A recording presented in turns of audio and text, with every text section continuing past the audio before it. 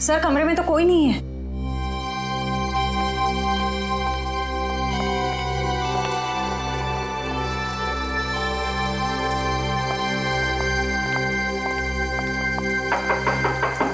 रिद्धिमा जी,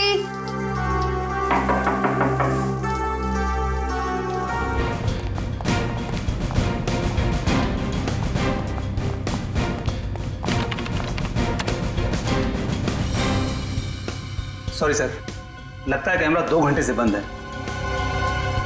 मतलब जरूर तुम में से ही किसी का काम है ये, जिसने खुना करने से पहले कैमरा बंद कर दिया। सर हम ऐसा क्यों करेंगे? कोई बाहर वाला यहाँ आके कैमरा बंद नहीं कर सकता। ये किसी अंदर वाले का काम है, समझे तुम? यस सर, अंकित का फोन बंद आ रहा है। कहीं इस सब के पीछे अंकित का हाथ तो नहीं है?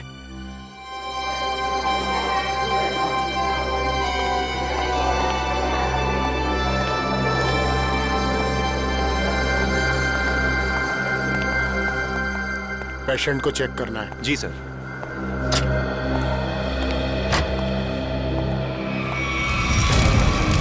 ये क्या? आग! रघु, मंगेश, जल्दी आओ, यहाँ पे आग लगी है, पेशेंट जला है, जल्दी आओ, फायर एक्सटिंग्विशर लेके आओ, जल्दी करो, जल्दी लेके आओ, जल्दी जल्दी जल्दी करो, जल्दी। देखते ही देखते पेशेंट को कैसे आग लग गई। प्लीज हटिए आप लोग। जिस वक्त ये आग लगी उस वक्त कोई और भी था कमरे में? नहीं सर, कोई नहीं था। मिस्टर अंश के बॉडीगार्ड बाहर ही पहरा दे रहे थे। हाँ सर, अरे इनके आने से पहले साहब अच्छे खासे लेटे हुए थे, लेकिन जैसे उन्होंने दरवाजा खोला अचानक आग लग गई। ऐसा कैसे हो सकता है? जब कमरे में कोई था ही नहीं तो फिर आग किसने लगाई? अपने आप लग गई आग? है? ये शॉर्ट सर्किट का चक्कर भी नहीं लगता। अंश, अंश,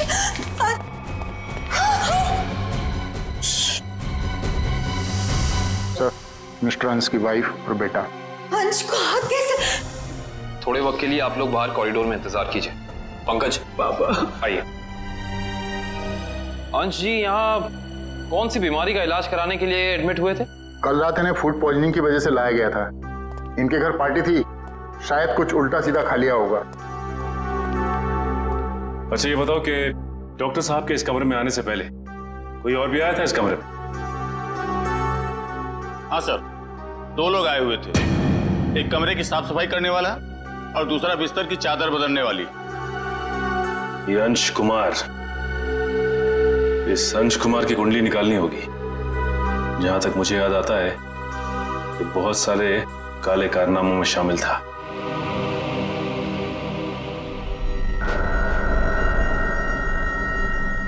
पंकज, रिद्धिमा और अंकित को घर भेज दिया? हाँ सर, बहुत रो रहे थे बेचारे।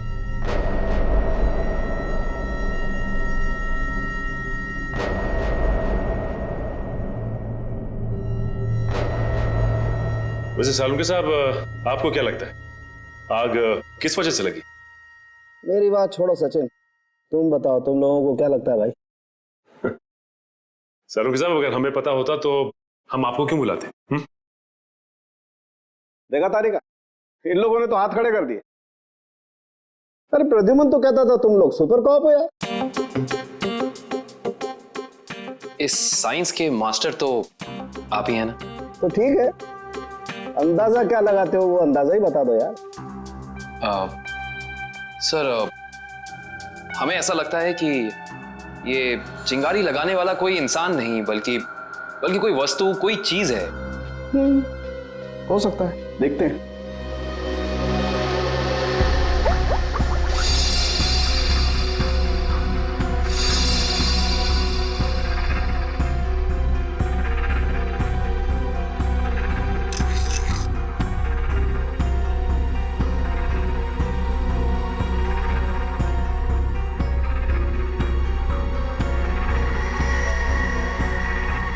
ये बात है। क्या बात है सर? अंश की इस चमड़ी के टुकड़े पर मुझे 2 किस्म के केमिकल मिले। एक का नाम कोजू और दूसरे का चिलिंगफी। कोजू और चिलिंगफी? ये केमिकल के नाम या कोई चाइनीज रेस्टोरेंट के? पंकज, मजाक नहीं। और ये दोनों केमिकल जब आपस में मिल जाते हैं तो एक तीसरा केमिकल बनता है जो बहुत ही आसानी से आग पकड़ लेता है अगर उसे एक निश्चित मात्रा से ज्यादा ऑक्सीजन मिल जाए तो। और जैसे ही डॉक्टर साहब ने इस कमरे का दरवाजा खोला, यहाँ का ऑक्सीजन लेवल बढ़ गया। इसका मतलब अंश की बॉडी पे ये केमिकल हॉस्पिटल के किसी अंदर वाले ने लगाया है। अंदर वाले ने। देखिए, आप बेवजह हम पर शक कर रहे हैं। हम भला अपने मरीज की जान क्यों लेंगे? डॉक्टर साहब, हम भी यही जानना चाहते हैं कि आपने किसके कहने पे वो केमिकल अंश की बॉडी पे लगाया। देखिए, मैंने मिस्टर अंश को छुआ तक नहीं। मैं तो एक एक दवाइयां उनके बॉडीगार्ड के सामने देता था। अगर आपने नहीं छुआ तो किसने किया है? किसने स्पंज बाथ दिया उसे? देखिए, मिस्टर अंश यहाँ पर फूड पॉइजनिंग के इलाज के लिए आए थे, तो स्पंज बाथ देने का तो सवाल ही नहीं उठता। मैं कह रहा हूँ ना कि हम में से किसी ने भी उनकी बॉडी के ऊपर कोई केमिकल नहीं लगाया। अच्छा, तो आप ये कहना चाहते हैं कि डॉक्टर सालुंके गलत कह रहे हैं? जी नहीं, मैं ये बिल्कुल नहीं कह रहा हूँ। मैं सिर्फ इतना कह रहा हूँ कि मैंने या मेरे किसी भी स्टाफ ने उनकी बॉडी के ऊपर कोई केमिकल नहीं लगाया है। 2 लोग आए हुए थे, एक कमरे की साफ सफाई करने वाला और दूसरा बिस्तर की चादर बदलने वाली। माय गॉड, कहीं वो केमिकल उस चादर पे तो नहीं लगा हुआ था जो अंश के कमरे में बिछी हुई थी? डॉक्टर साहब, ये सारी बेडशीट कहाँ रखी जाती? देखिए सर, यहाँ पर सारे रूम नंबर्स लिखे हुए हैं और उस कमरे के रूम के अनुसार वहाँ की बेडशीट और बाकी का सामान रखा हुआ है। सर, ये अंश के रूम का लॉकर है।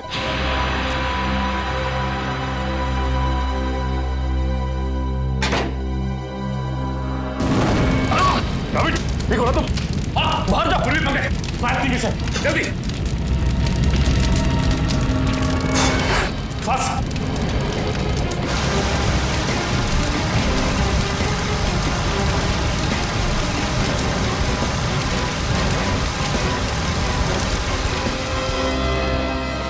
काबिल लगता है थोड़ा केमिकल रह गया था इसमें। सही कह रहे हो सचिन, अब तो इस लॉकर को बाहर निकालना ही पड़ेगा। आप लोग प्लीज थोड़ा पीछे रहिए।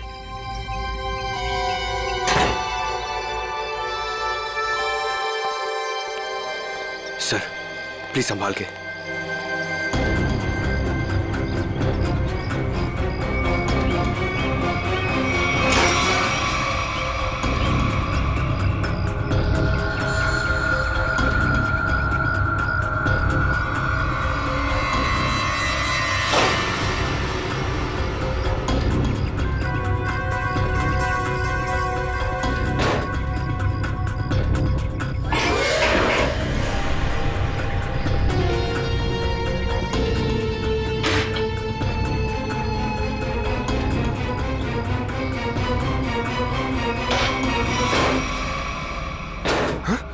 सर, ये क्या?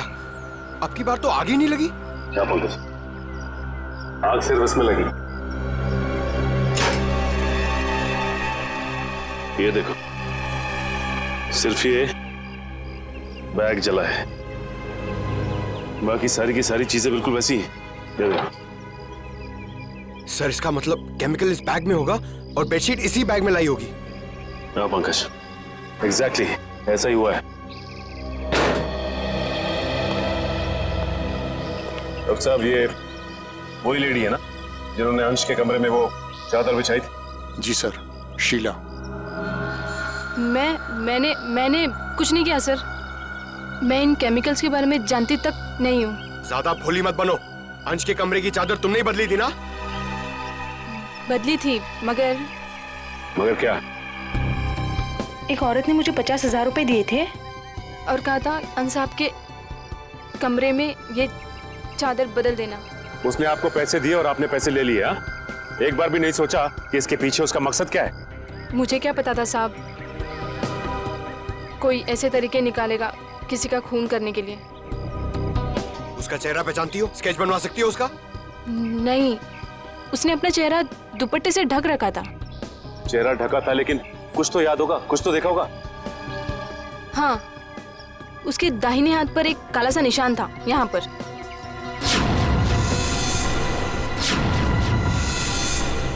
ठीक है, आप लोग जा सकते हैं। जी सर।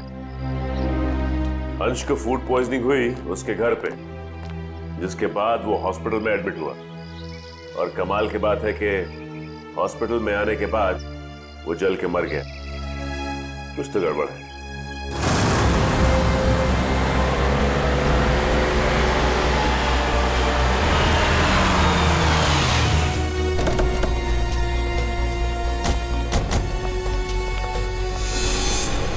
सर, इस घर पे तो जगह जगह सीसीटीवी कैमरास लगे हैं। और इतने सारे बॉडीगार्ड्स। लगता है अंश जानते थे कि उनकी जान को खतरा है। राइट श्रेया, कोई ना कोई बात तो जरूर थी, वरना इतनी ज्यादा सिक्योरिटी कोई मामूली इंसान नहीं रखता। किससे मिला है आपको? सीआईडी? अब अंदर जा सकते हैं? Thank you.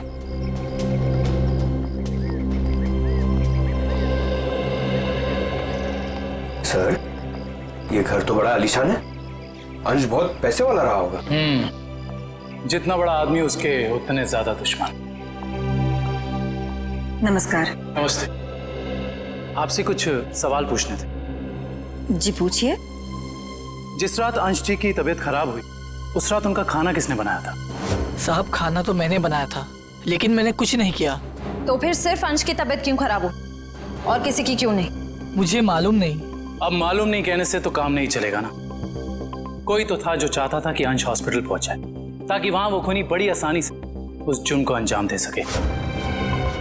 एनीवेज, हमें उस पार्टी की गेस्ट लिस्ट चाहिए थी। जी। गोपी पिछले 5 साल से उनका खाना बना रहा है, ये ऐसा कुछ नहीं कर सकता। तो और कौन कर सकता है? क्या आपको किसी पर शक है? शायद गगन। गगन? अच्छा, ये गगन कौन है? पापा का बिजनेस मैनेजर था। अभी कुछ दिन पहले उसे नौकरी से निकाल दिया था। पार्टी में गगन भी आया था? हाँ, मगर बिन बुलाए। हाँ साहब, गगन हो सकता है। उस दिन पार्टी में मैंने उसको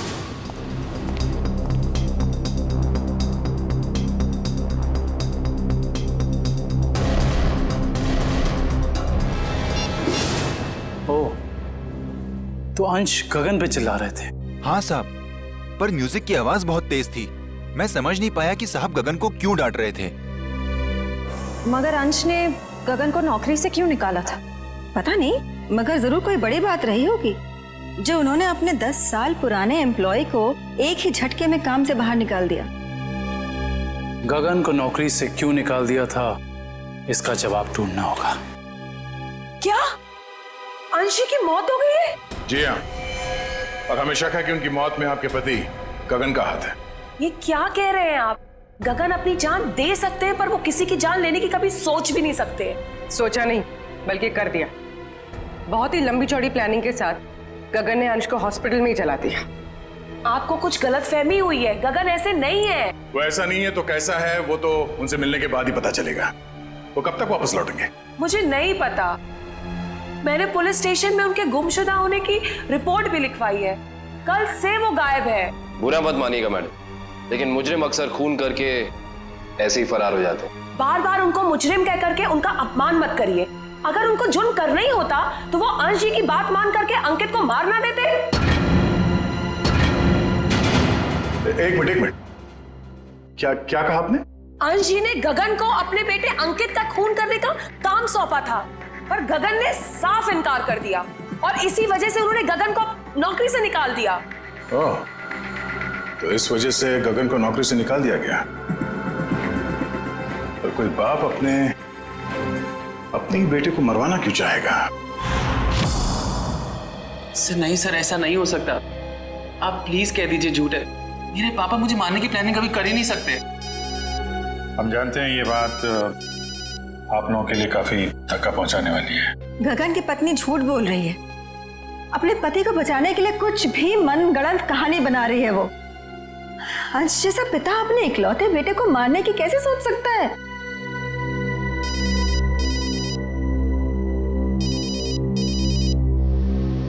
किसका फोन है अंकित?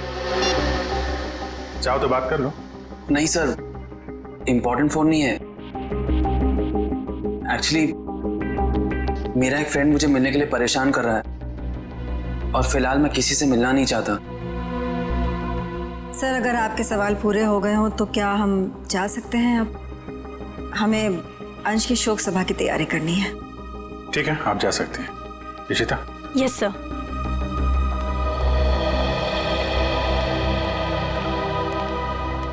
सर, जब जब अंकित का फोन बज रहा था तब उसका रवैया कुछ अजीब सा नहीं हो गया? लग तो रहा था कुछ छुपा रहा है। नजर रखो इस पे।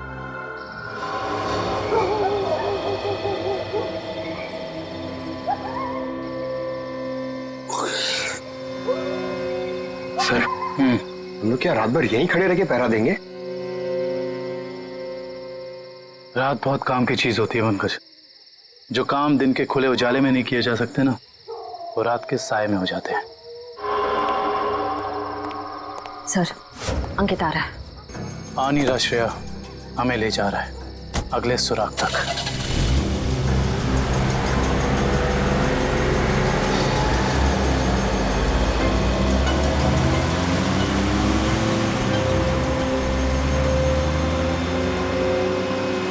Let's go.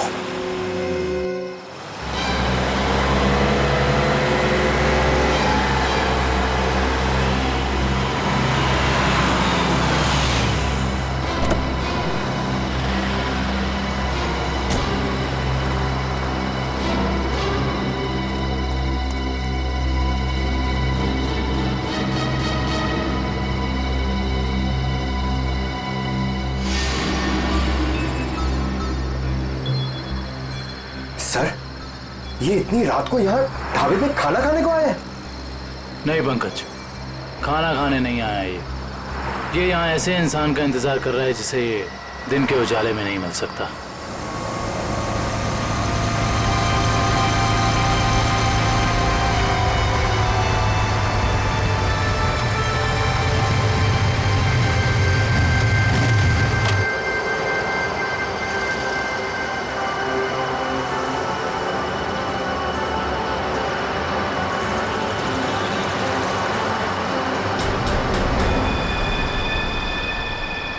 सर, मैंने तो सोचा ये लड़का होगा, ये तो लड़की निकली।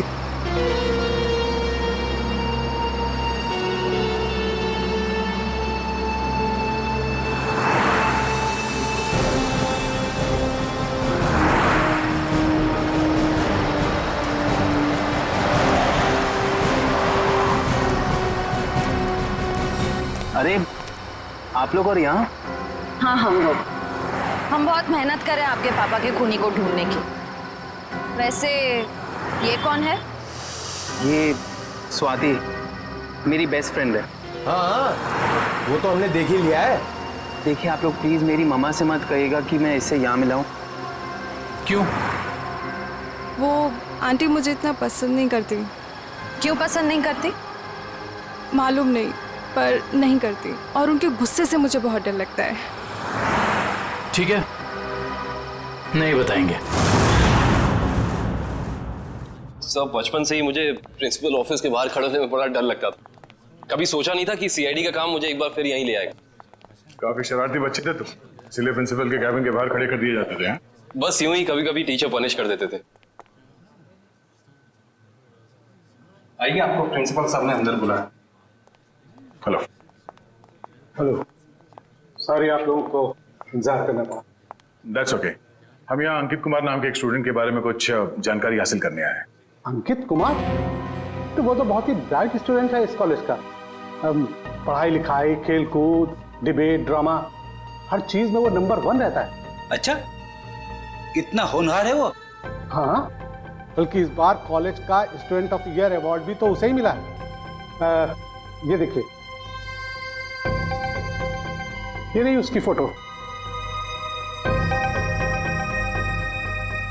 इसमें अंकित कुमार कहाँ है?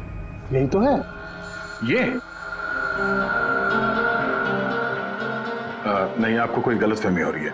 हम लोग अंश कुमार के बेटे अंकित कुमार के बारे में बात कर रहे हैं। हाँ हाँ, यही तो है, अंश कुमार और रिद्धिमा का बेटा। सर,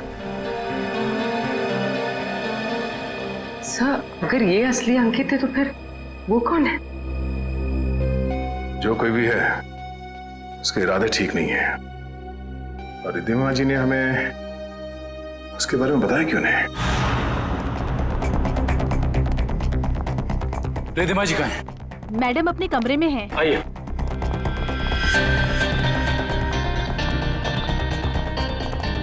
मैडम सीआईडी वाले आए हुए हैं। मैडम। रिधिमा जी।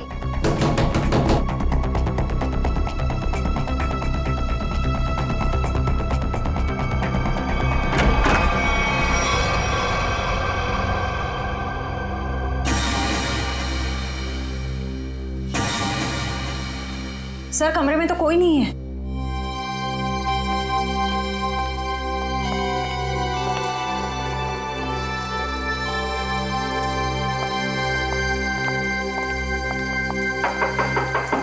रिधिमा जी।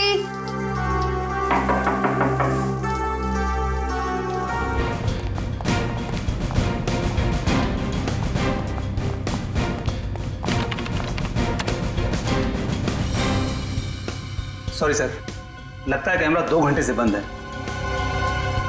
मतलब जरूर तुम में से ही किसी का काम है ये, जिसने गुनाह करने से पहले कैमरा बंद कर दिया। सर हम ऐसा क्यों करेंगे? कोई बाहर वाला यहाँ आके कैमरा बंद नहीं कर सकता। ये किसी अंदर वाले का काम है, समझे तुम? यस सर, अंकित का फोन बंद आ रहा है।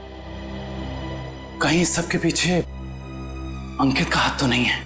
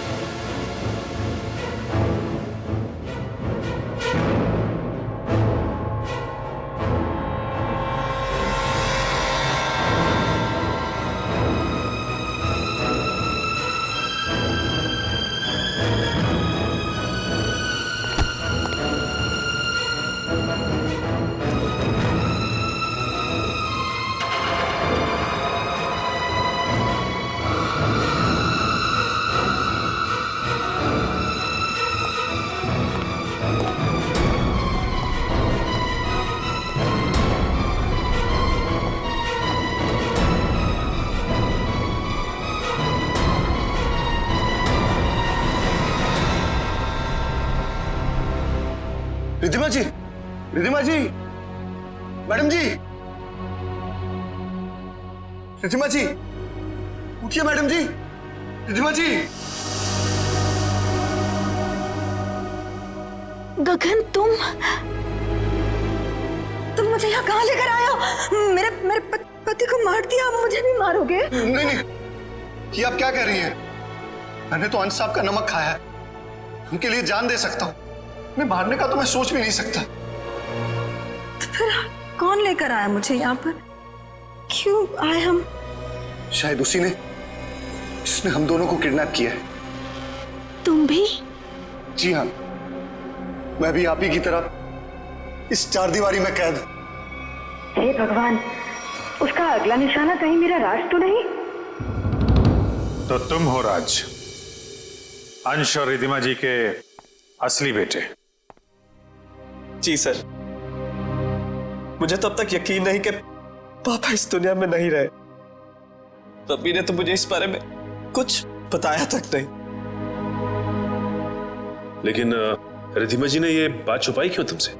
उसी वजह से जिस कारण से उन्होंने मुझे दुनिया से छुपा कर रखा और अंकित को अपना बेटा बना लिया। लेकिन ऐसी भी क्या वजह थी जिसने एक माँ बाप को अपने बेटे से दूर कर दिया? सर आप तो सीआईडी वाले, आपसे तो कुछ बात छिप नहीं सकती। अपने खानदानी बिजनेस को आगे बढ़ाने के लिए मेरे पापा ने कुछ गैर कानूनी काम किए हैं। जी हाँ, जैसे रिश्वत देना, करप्शन को बढ़ावा देना, गैर कानूनी बिल्डिंग्स बनवाना और कभी कभी गैंगस्टर्स की मदद करना। सर मुझे ये कहते हुए बहुत शर्मिंदगी है कि मेरे पापा इस देश के अच्छे नागरिक नहीं बन सके और वो बहुत ही अच्छे पिता थे। इन गैंगस्टर से बचाने के लिए उन्होंने मुझे दुनिया से छुपा कर रखा। तो तुम्हारी सुरक्षा के लिए उन्होंने तुम्हें खुद से दूर कर दिया और गोद ले लिया अंकित को, ताकि कभी कोई तुम्हारे परिवार को नुकसान पहुंचाता तो निशाने पे अंकित होता, तुम नहीं। एग्जैक्टली। और जब ये बात अंकित को पता चली, उसका रवैया कुछ उखड़ सा गया। उसने मम्मी पापा की इज्जत करना बंद कर दिया। पिछले कुछ दिनों से तो वो पापा को ब्लैकमेल कर रहा था कि अगर उसे प्रॉपर्टी का आधा हिस्सा नहीं मिला तो वो ये राज पूरी दुनिया को बता देगा।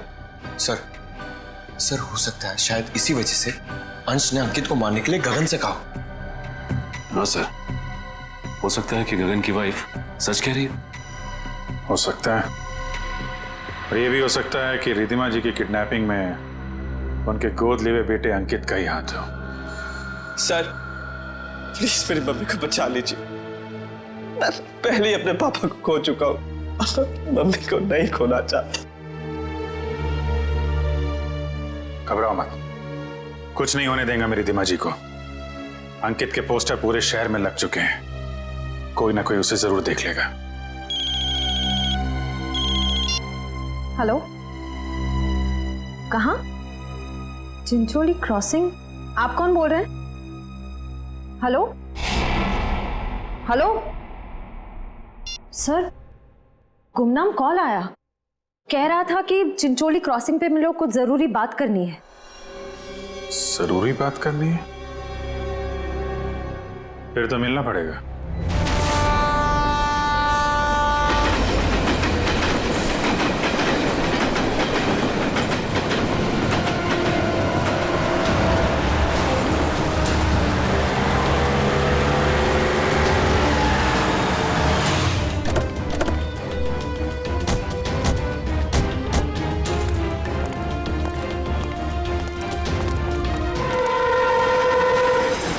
बताओ क्या बताना चाहते थे?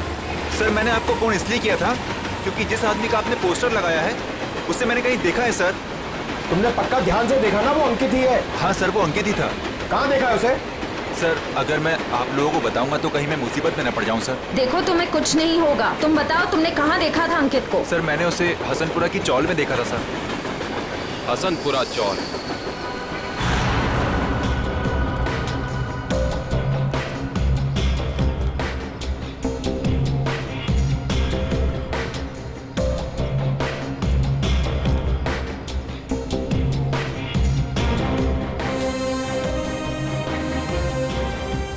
इधर रहता है, इधर। हाँ।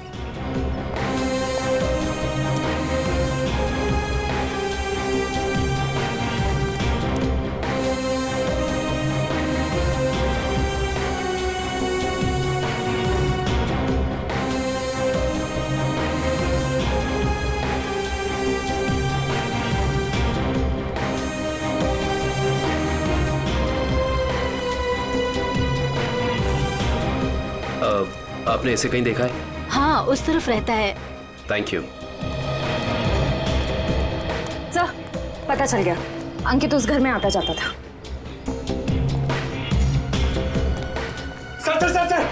सर बहुत मुश्किल हुई सर, लेकिन मैंने पता कर लिया है, अंकित इसी घर में आता जाता था, ये घर में। पंकज, हम सबको पता है।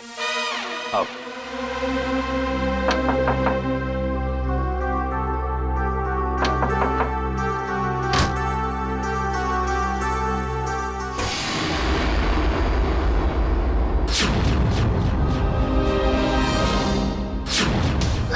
आप लोग? हाँ, हम लोग। सर यहाँ? हमें एक बॉडीगार्ड की जरूरत थी, तो सोचा क्यों ना तुमसे मिल लिया जाए। क्या मजाक करते हैं साहब? सीआईडी को कब से बॉडीगार्ड की जरूरत पड़ने लगी? जब से तुम जैसे बॉडीगार्ड गुनाह करने लग गए। जिस परिवार ने तुम्हें अपनी सुरक्षा के लिए रखा था, तुम उसे ही नुकसान पहुंचा रहे हो। ये क्या कह रहे हैं साहब आप? अंकित क्यों आता था यहाँ? अंकित बाबा यहाँ नहीं आए। हमसे झूठ बोलने का कोई फायदा नहीं है। सीआईडी से ना कोई बच सका है और ना बच पाएगा, इसलिए कह रहे हैं सब सच सच बता दो। हम जान चुके हैं कि अंकित अंशी का बेटा नहीं है। बताओ क्या सच है? बोलो क्या सच है?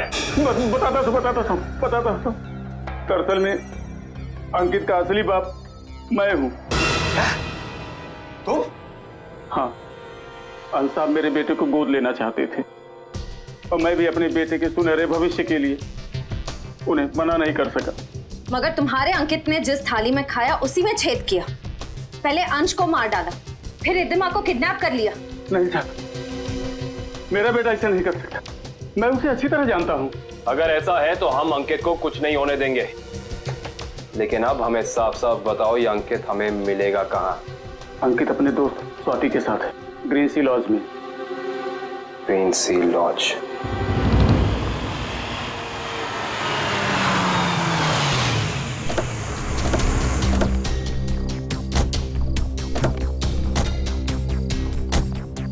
सर, ये अंकित की गाड़ी है।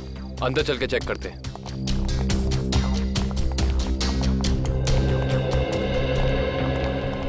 सीआईडी, उस सफेद गाड़ी में जो आए हैं वो कौन से कमरे में ठहरे हुए हैं? Room number 113। Thank you. आओ।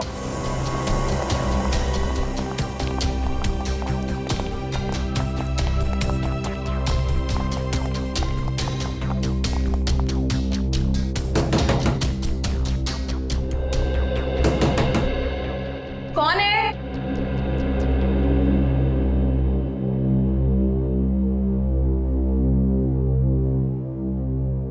मैडम, हम रूम सर्विस से हैं। जरा खोलिए ना, चॉकलेट केक लाए हैं आपके लिए।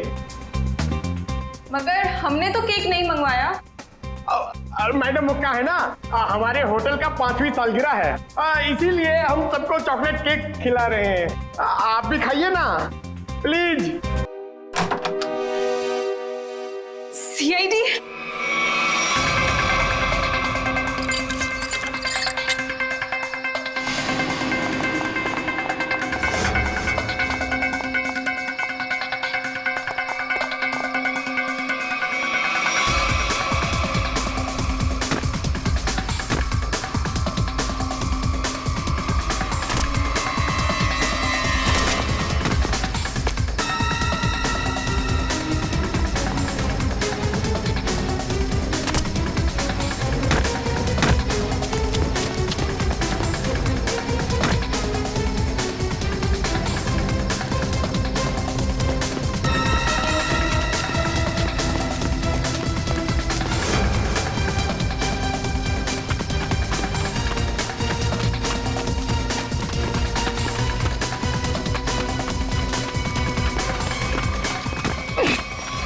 प्लीज मुझे छोड़ दो, please.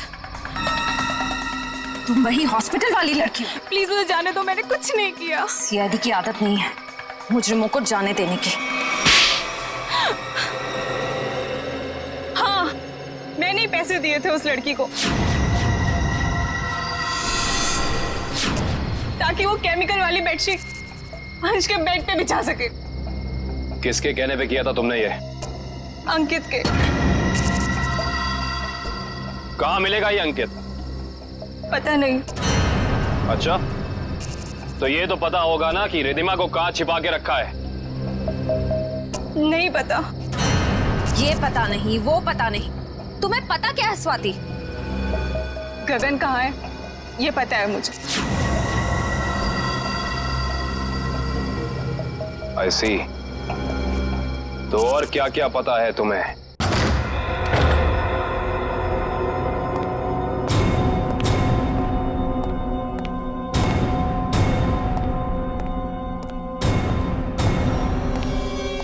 Hi mom. Hi Gagan uncle. I hope सब ठीक तो है ना? आई मीन, मेरी खातिरदारी में कोई प्रॉब्लम तो नहीं है ना? अंकित, जरूर मेरी परवरिश में कुछ कमी रह गई होगी जो आज मुझे यह दिन देखने को मिल रहा है। हाँ, आपके परवरिश में कमी रह गई। बचपन से लेकर जवानी तक आप मुझे बेटा बेटा कहती रही, और आज एकदम से मुझे पता चलता है कि आप मेरी माँ नहीं है। माँ हो तो आप जैसी। लेकिन मैंने तुम्हें कभी अपने बेटे से कम प्यार नहीं किया अंकित। झूठ है, ये ड्रामा है। आप अपने बेटे को बचाना चाहती थी। माना कि ये सब राज को बचाने के लिए किया गया अंकित, लेकिन अंश और मैंने तुम्हें कभी भी उससे कम नहीं माना, उससे कम प्यार नहीं किया। मैं भी तो आपसे बहुत प्यार करता हूँ मम्मी, इसीलिए तो आपको पापा तक पहुंचाने के लिए यहाँ आया हूँ। और एक टिकट के साथ दूसरी बोनस टिकट फ्री। रिद्धिमा जी, गन लीजिए, उसके सर पे खून सवार है।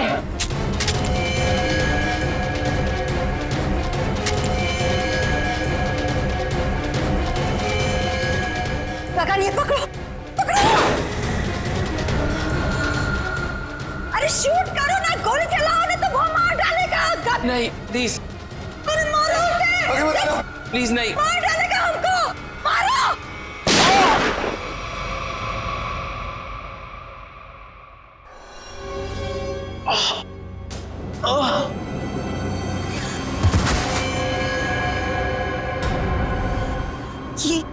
ये क्या क्या क्या तुमने उसे मार डाला? तुम उसके पैर पे फायर कर सकते थे ना, उसे मार डाला तुमने। गगन, व्हाट डिड यू डू? मेरे से घबराहट में गोली चल गई, वैसे मारना नहीं चाहता था।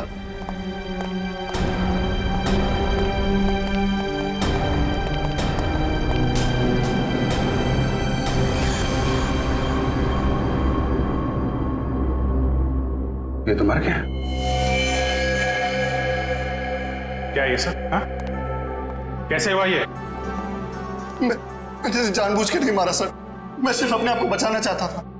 ये गगन सही कह रहा है, अगर हमने अपने बचाव के लिए इसे नहीं मारा होता तो ये हम दोनों को मार देता। हम समझ सकते हैं। श्रेया, इनके स्टेटमेंट रिकॉर्ड कर लो। आप लोग जाइए प्लीज इनके साथ में। चलिए।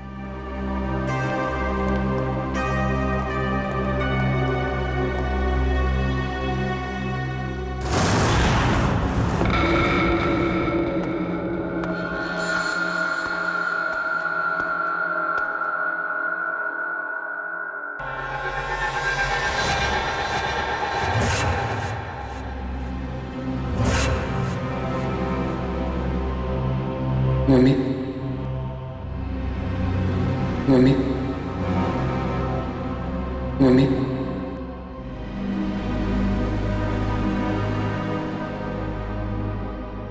मम्मी,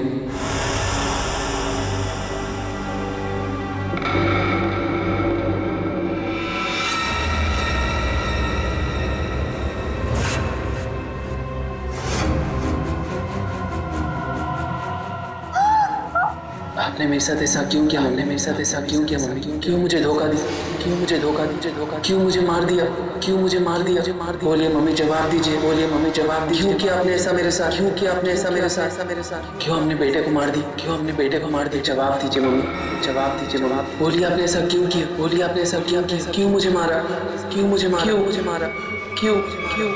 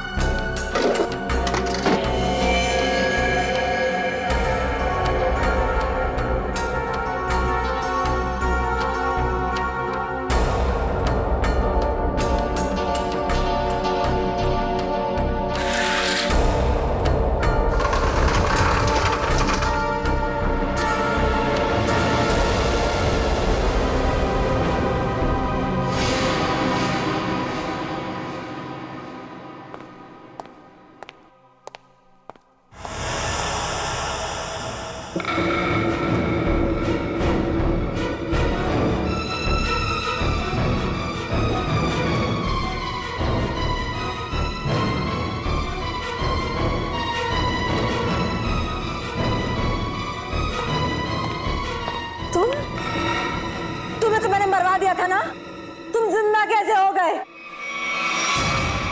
मरे हुए लोग कभी जिंदा नहीं होते रिद्धिमा जी।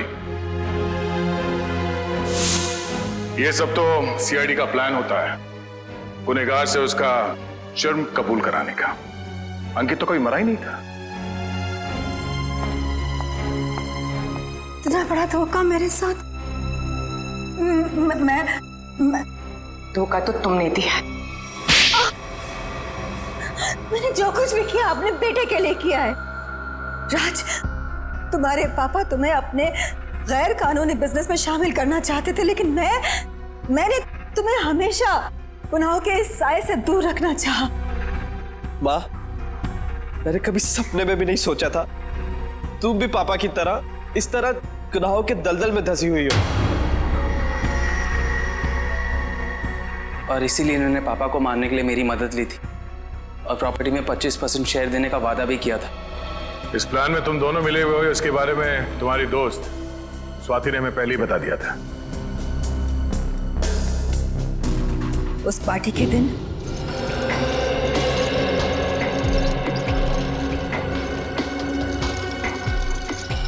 ओह माय गॉड, कितना ऑयली खाना लेकर जा रहे हो साहब के लिए? डॉक्टर ने परहेज के लिए कहा है ना। जाओ सैंडविच और जूस लेकर आओ, जाओ। मगर साहब ने? साहब तुम्हारे बॉस हैं, बट साहब की बॉस मैं हूँ। जाओ। जी मैम।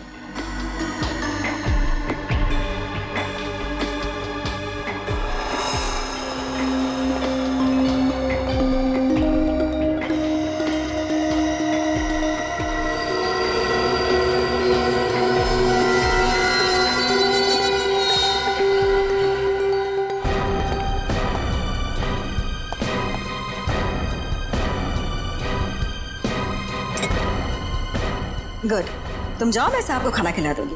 जी मैं कभी सोच भी नहीं सकता था कि आप ऐसा करेंगे। खुद गुनाह किया और मुझे फंसा दिया। तो और क्या करती? तुम्हें पता चल गया था कि अंकित अंश को मारना चाहता है, इसीलिए मैंने आखिरी वक्त पर सारी बाजी पलट दी। और उस पलटी बाजी में मेरी भी बलि चढ़ा दी थी।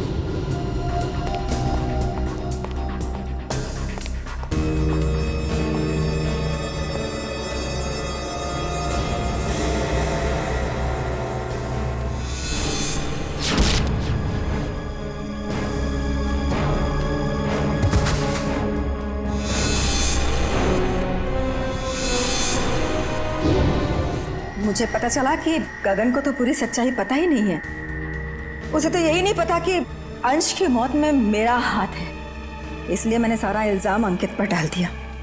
राज, मैंने ये सब तुम्हारे लिए किया बेटा। गुनाहों पे ममता की चादर ओढ़ देने से तुम्हारे पाप धुल नहीं जाएंगे मैडम। आप दोनों का फैसला अदालत करेगी, या तो फांसी होगी या फिर जिंदगी भर जेल।